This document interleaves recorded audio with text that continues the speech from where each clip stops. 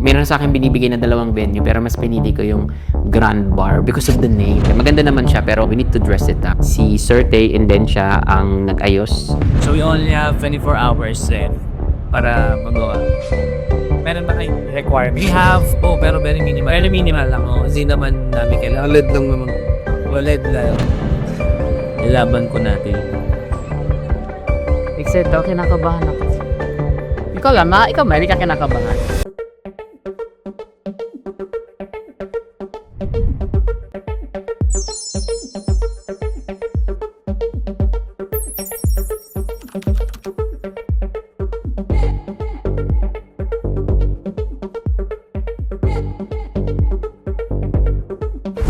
This is Reyna's Up Close, your backstage access sa lahat ng mga kaganapan at drama sa likod ng kamera. Ito ang kwento ng Reyna Filipinas. Raw, unfiltered, unmasked. Here's the tea!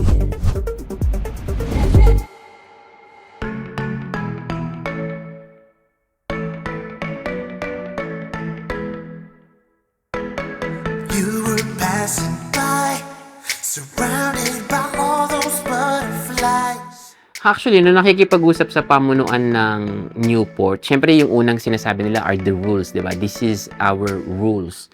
And parang ang dating is, hindi na namin siya kayang baliin. So ito yung sa iyo, requirements show, time lang talaga. Ingress. The more ingress that we have, mas maganda, mas better. Kasi we can adjust. Okay, we need lightings for this one, we need for the frontal, and so mas maganda po talaga.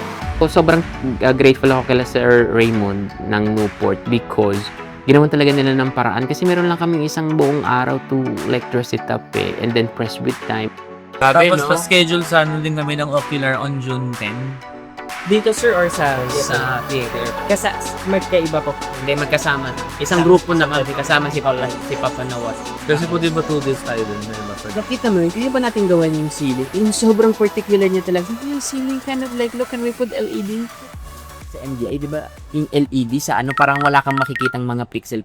Do we have that here in the Philippines? Yes, meron ganun. Kasi yun yung tinatanong ni Papa Nawat. Sabi, do you have that? Meron ganun, sir. Yung resolution yun is B350. Pero ang tanong niya kasi, bakit daw hindi niya na-achieve doon? I don't know with the supplier kasi hindi naman yung sa akin, sir.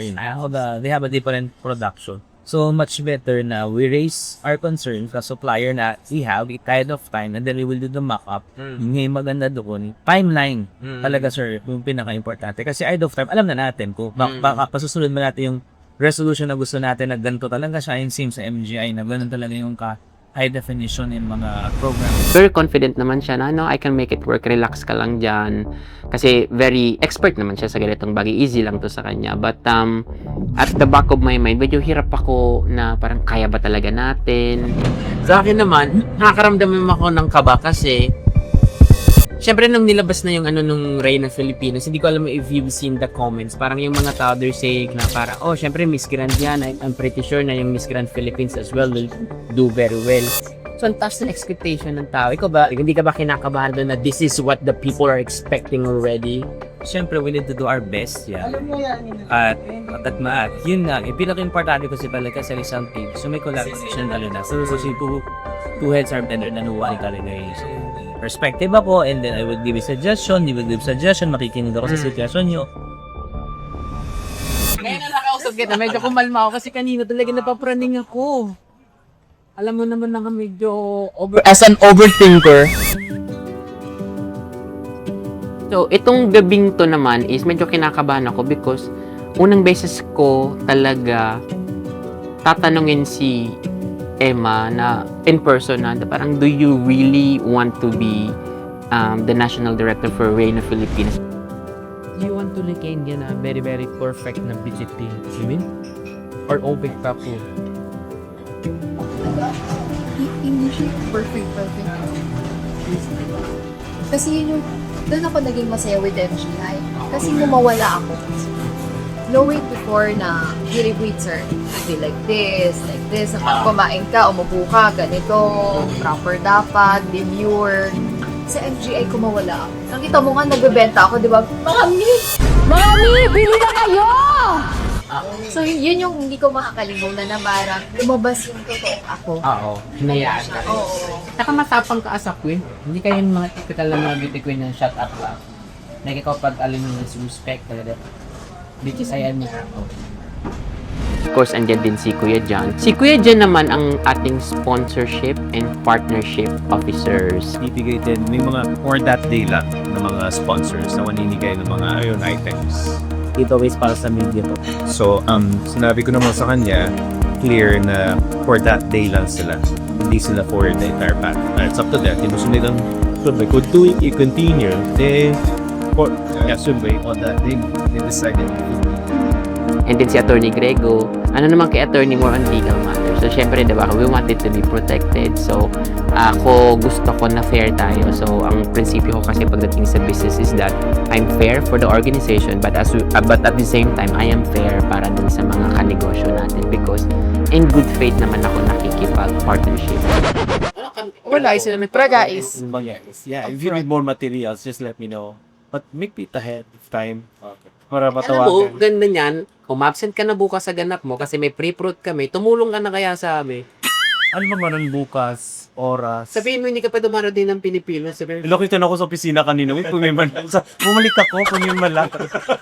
Baka nandiyan ka, may nalimutan lang ako. sila kasi yung mga tao na alam ko who's very passionate when it comes to pageantry and alam ko who can deliver. And ang pinaka malalim sa lahat, yung mga tao na tumatitino yung relationships ko eh. So alam ko sa sarili ko na they're not gonna do this for the fame, for the money. They're gonna do this because yung puso nila ay andito.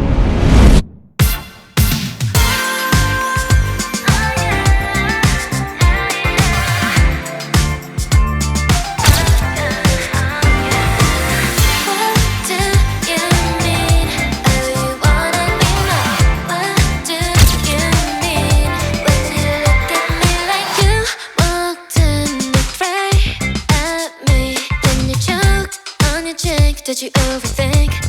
You took a couple steps towards me and I said, hey, you seem a little nervous, but don't worry, cause it's working so well. Now I don't kiss and tell, and you